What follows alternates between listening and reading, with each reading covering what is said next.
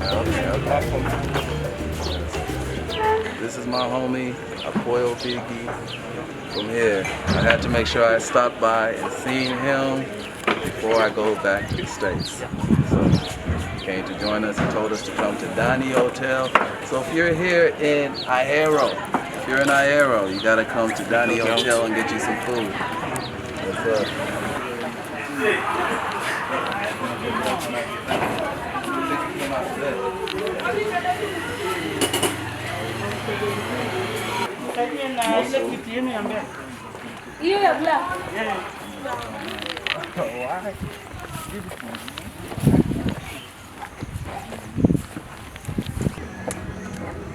I am in Kenya.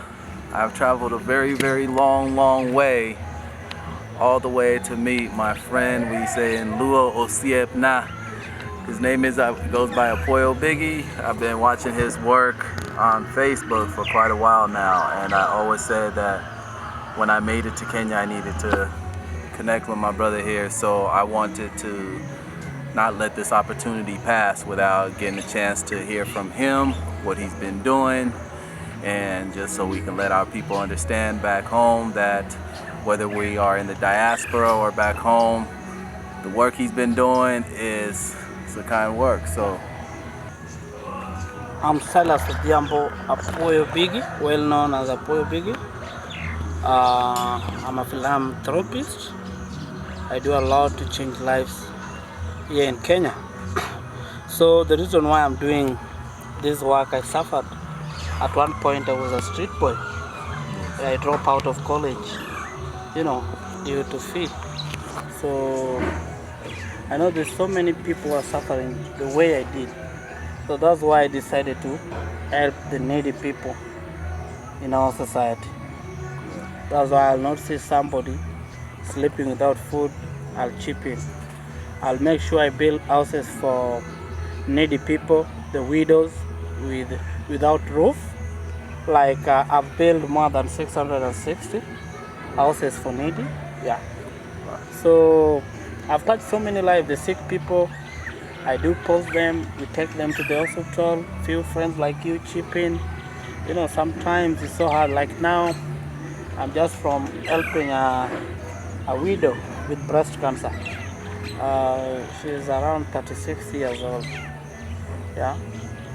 So I have to look for funds left and right, begging people to come and chip in, and so that we can help the society and change his life. At one point my mom had a cancer, but she was treated when the cancer was still at early stage, stage 1. So I believe if we can help the same people with cancer, they're early enough, they can get treatment and they can be back in their normal life. So besides that one, we also see the needy kids without school fees. We talk with few friends if they can chip in, because we have so many bright needy kids outside here, but the fee is not there. So I also work from friends. I post on my timeline, on my pages, on Instagram, Twitter, if there's anybody who can chip in and help, because we have the leaders, the elected leaders, but they cannot help these people. They only come during the 11th hour when they want to get re-elected, is when they want to chip in, while someone is suffering outside. So for me, I stand for change for the community. Right. Yeah. I know one of the first times, I don't even remember when I started seeing your videos, how you popped up on my timeline. Either my mother showed me or I showed my mother. I don't know, but And your brothers. Or my brothers. Yeah. And so just wanted to let you know that the work you've been doing, it has reached worldwide, even to where I'm in Phoenix, Arizona. I could see some of the lives you do at a daytime like this. I could be up in the morning at 4 a.m. or 2 a.m. and I say, oh, Apoyo's on, and I see what is happening, and that has been very touching to my heart, because being in the U.S., I've always wondered, how can I help? The same way as how you say that the politicians, they show up at the 11th hour, right? And it seems that way to me also when I watch politicians in the U.S. or whatnot, but one of the missions I've always said is that even one person can make a difference. And so I've always wanted to do that work. So to be able to have seen someone who's back home on the home fronts doing something instead of just wondering or waiting, I applauded that. So I definitely appreciate it. How many years have you been doing this work for? This is my 13th year, 13th, 14th year. 13? Yeah, 13th year. Wow. And you said you've built over 600 660. 660 houses, not thousands, hundreds. Wow. So hundreds. what do you say to someone who thinks that because you come from a place like this, you know how I know that we have meager, basically, accommodations and people who live in a rich land like America think that they can't put money aside. How has God worked or moved for you? How have you seen these 660 houses? Have you been at a point where you think it's impossible, and how has different things helped? How did you maneuver that? Yeah, actually what I do, I post my things on Facebook online. I post them, I put their account if somebody want to wire direct to bank account, because I'm running a community-based organization. There's a CBO, there's a sort of an NGO, but for the community. You know, for you to run NGO here in Kenya, you must be having somebody supporting you directly, but because I don't have donors, so I use CBO, community-based organization. So this also it is a charity organization whereby you reach to the community, whereby you go look money for individuals, people. You tell them the reason why you want to do this. Maybe you give them a story behind someone who needs help. So they go and read and they see what they can chip in. You know, it's not easy. We have got a lot of challenges in this field, whereby you have to use either you have to hire a taxi or you have to hire a motorbike for you to reach where you are going. Like last night, there was a woman who was giving birth, but she was taken to Ahero dispensary here, the clinic here, but the ambulance were not there because she has to go through operation. So I have to look for a taxi. I have to hire a taxi like $50. Yes. Yeah, to take her to Kisumu, the city, whereby she can get treatment. You see, because the operation here, they don't have those operation instruments. So we have to take them to a bigger city whereby they can get those services. So sometimes people call me, even at night, oh, these days I've just seen somebody sleeping outside here, how can we help? It forced me, I have to wake up and help such people. Yeah. Does the work sometimes seem challenging to you as one person? And how do you get through that? If you don't have funds, you cannot do it. Sometimes I just cry, I pray, you know, I go again begging. I can even repost one photo, even 3 to 4 times, just begging so that for me to reach my goal to go and help. So it is not easy at all. You know, sometimes like early this year, a boy died because we didn't have any vehicle to take him to the hospital. So I was not happy by then because the boy had something like a heart attack. Then we were to rush him to be taken to ICU or somewhere in Kisumu. But the poor roads, we could not even make it on time. You know, by the time vehicle is coming, the boy is gone. So these are some few challenges I've been facing. We don't have transportation. We have poor roads. You know, poor leadership. You know, make these things to become worse.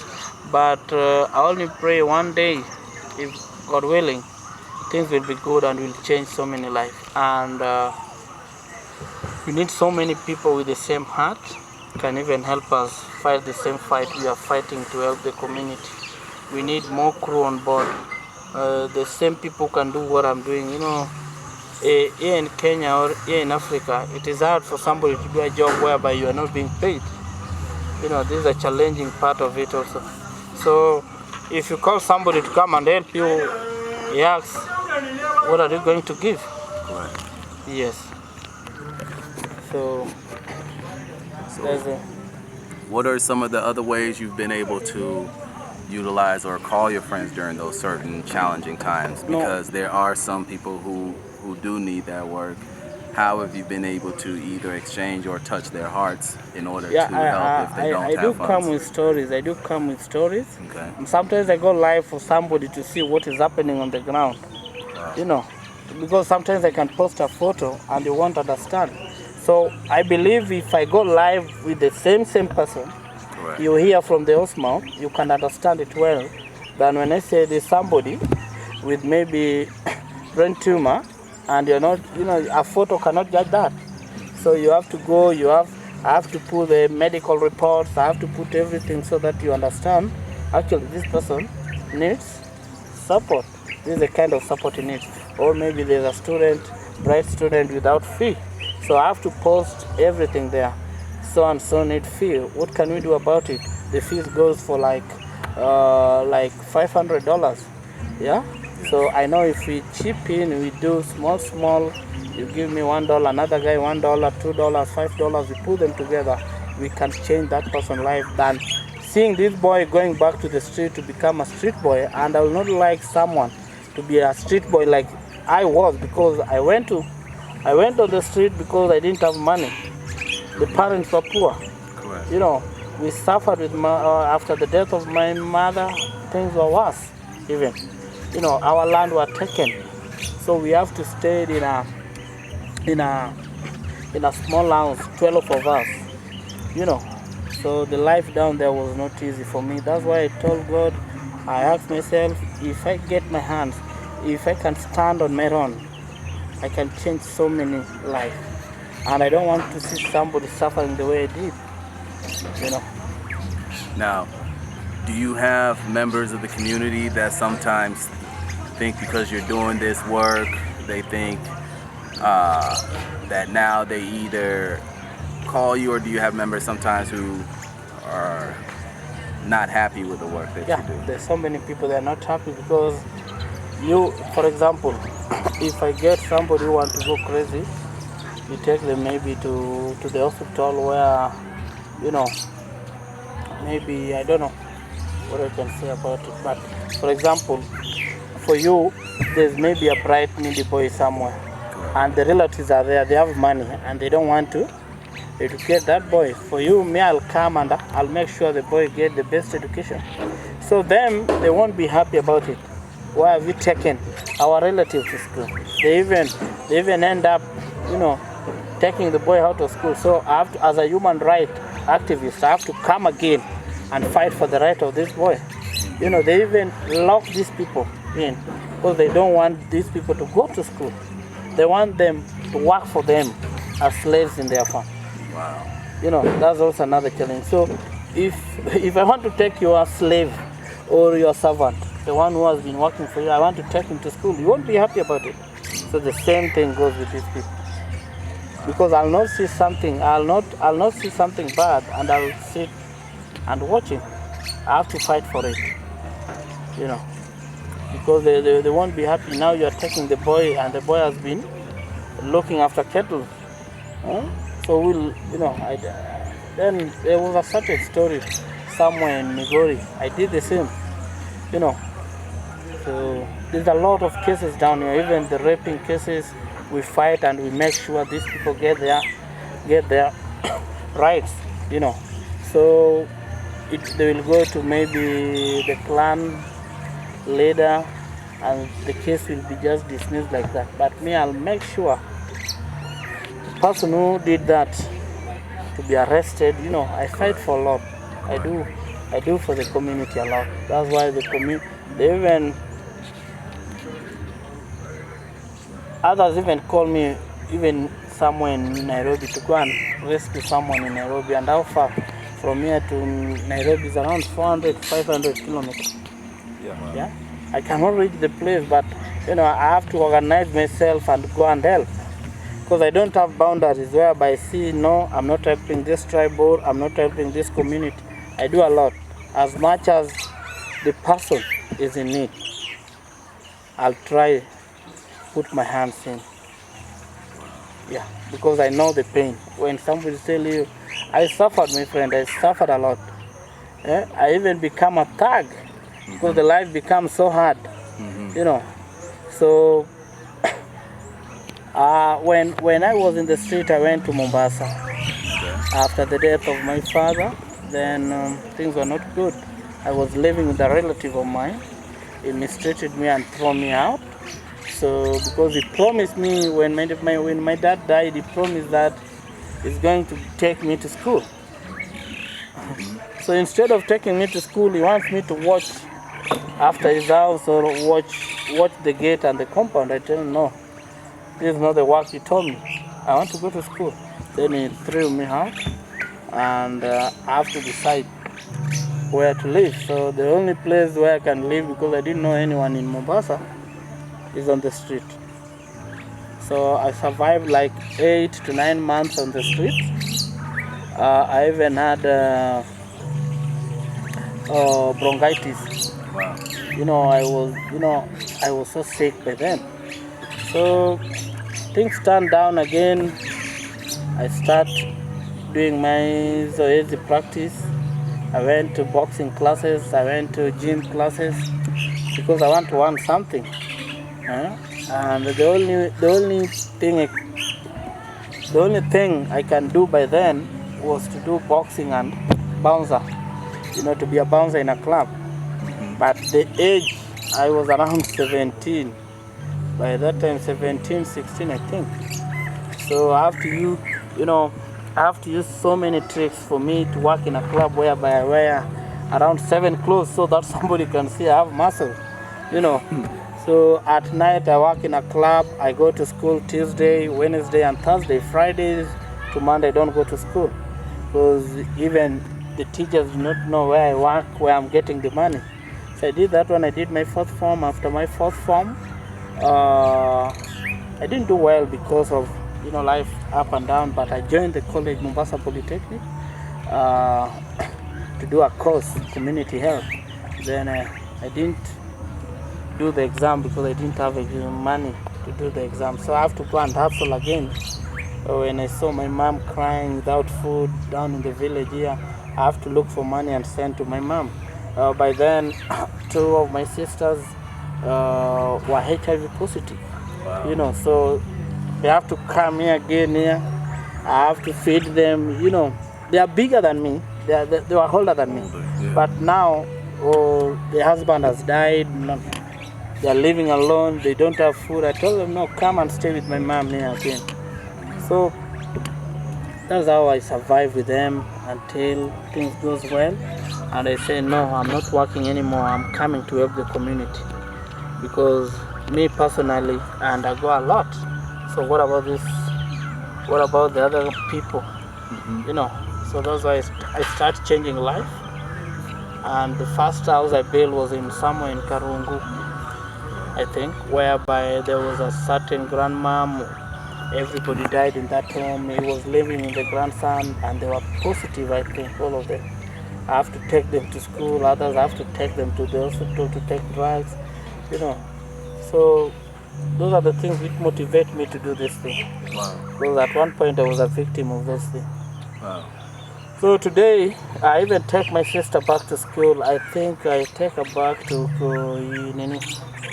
secondary school, high school, because she dropped out of Form 2 and got married. And after having 4 kids, I take her back to school. Right. So there's chance and there's room for everyone. Wow. That's what I believe. So you got to live here when HIV started being rampant all across Kenya, and the older people were dying and the kids were left. There was orphans being left alone, and you started finding a way to try and help. What is a typical life for someone in Kenya who either goes through school and does not finish, or someone who wants to go to school and doesn't finish? What is that life like? You told us your life, but you... Yeah. What I do with such people, or sometimes I take them to these colleges. Yeah, like maybe I can take them to do this maybe mechanic course, Okay. whereby you can get a living, you can get something to live on. Because, but the ones who want to join school, I'll take them to school. So we have this vocational training, whereby the dropouts, we take them doing tailoring, doing mechanic, and the rest carpentry. And that helps them? Yeah, it helps them. So after finishing, we see if she does tailoring, we make sure we buy a sewing machine, so that she can start her life. Correct. Yeah. If he's a mechanic, we give him tools too after finishing the course. So that's how I've been fighting for the dropouts. And we have these illiterate people. You have to educate them. You have to do this civil education on, maybe you teach them about HIV. You have to teach them about this, about this technology now we are using. Correct. I have to teach them about now the corona thing. I have to go there. I give sanitizers free. I give mouth masks free.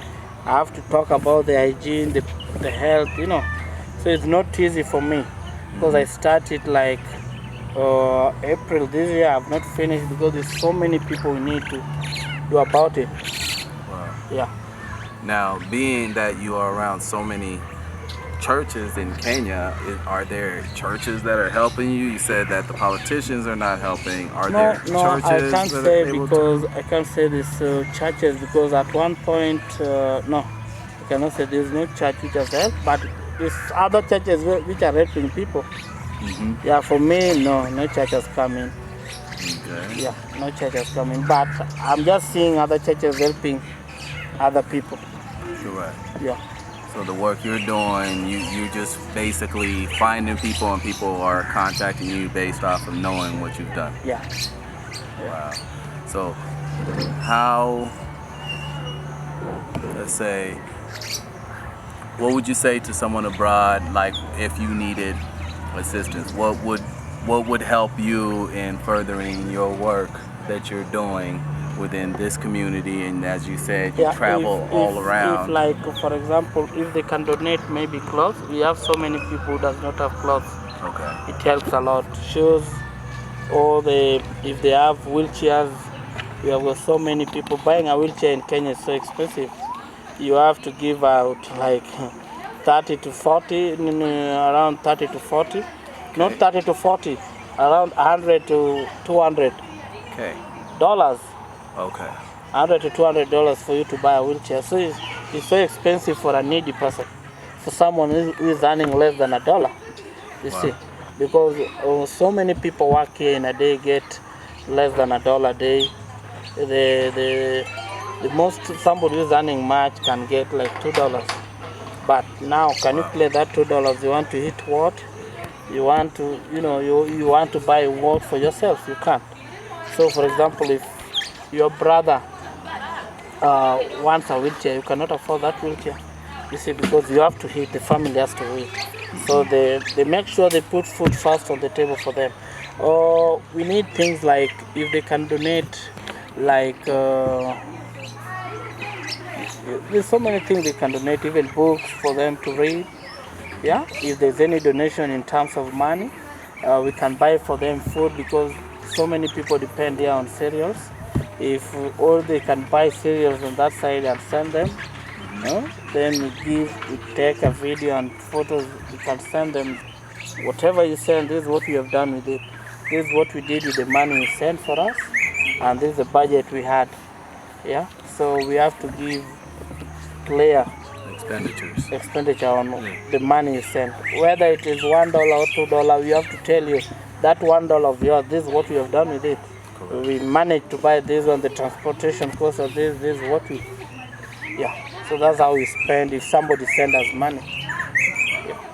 And we prefer so much on, when somebody donates something, like anything, even sewing machine, if they can donate, it helps. Right. Like now I'll be making those videos. Mm-hmm. A few of them, we take them to do tailoring. Now I'm looking the way I can give them. Correct. Yeah. So I have to look for people who can donate. Okay, so we're going to look to try and see if we can find people to connect with you. So how would you get someone how can they connect with you? Let them know how they can reach you. Yeah. And so they can donate to your cause and what you need. I'm working on my PayPal account, but if you are on Facebook, you can search Silas Odhiambo or Apoyo Bigi.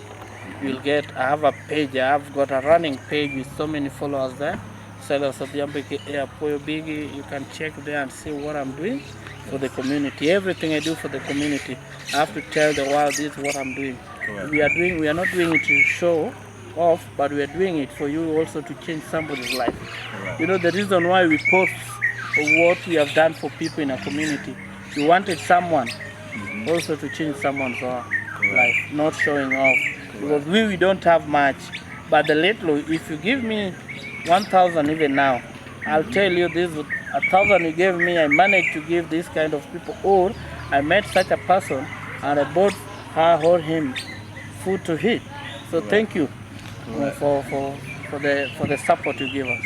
So that's how we do it. So they can search me even on Twitter, on Facebook, Silas Odhiambo or Apoyo Bigi. Yeah.